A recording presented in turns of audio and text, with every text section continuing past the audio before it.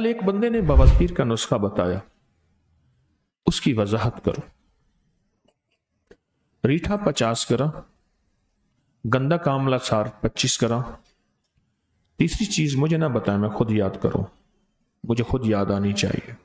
گوند کتیرا، بالکل ٹھیک، باریک پیس کر اس کو بڑے سائز کے کیپسول بھر لیں، ایک کیپسول صبح دوپہر شام۔ کس نے بتایا تھا؟ بیٹھا ہے؟ اچھا، یہ نسخہ انہوں نے بواسیر کے لیے بتایا، اس کے اور فائدے بھی بتاؤں۔ میں اس کو سوچتا رہا اور فائدے بتاؤں۔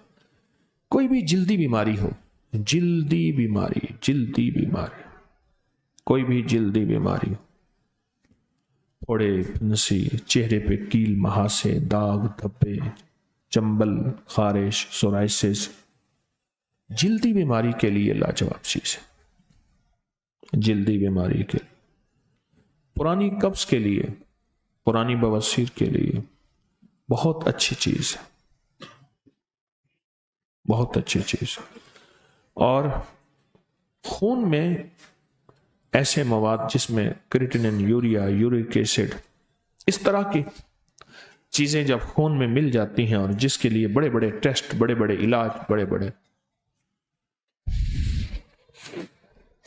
اور گردوں کے لیے زبردست چیز، جگر کے لیے بہت کمال چیز۔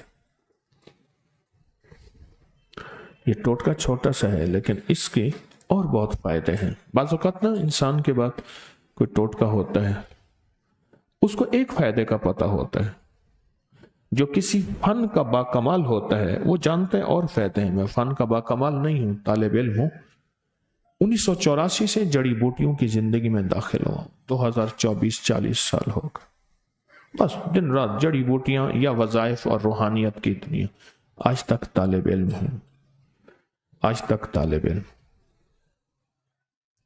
تو یہ ٹوٹکا بہت اچھا تھا ان مسائل کے لیے، یہ ٹوٹکا بہت اچھا تھا ان مسائل جو میں نے جلدی امراض اور یہ بیماریاں بتائی ہیں، اس کے لیے بہت فائدہ مند ہے۔ اس کی جو اصلاح کر رہی ہے نا، وہ صرف ایک چیز مصلح ہے، وہ ہے گوند کتیرا، وہ ہے مصلح۔ ریٹھے کا اور گندک آملہ سار کا جو مصلح ہے، اصلاح کرنے والی چیز ہے، وہ گوند کتیرا ہے جو اس کو اصلاح کر رہی ہے، اس لیے اس کے کوئی مضر اثرات، سائیڈ ایفیکٹ نہیں ہے۔ اس ویڈیو کو لائک اور شیئر کریں، اب کریں یوٹیوب چینل کو سبسکرائب کریں، اور روزانہ زیادہ سے زیادہ سبسکرائب کروائیں۔ آپ دوسروں کے لیے صدقہ جاریہ بنیں گے، اللہ پہلے آپ کے دکھ ڈالے گا۔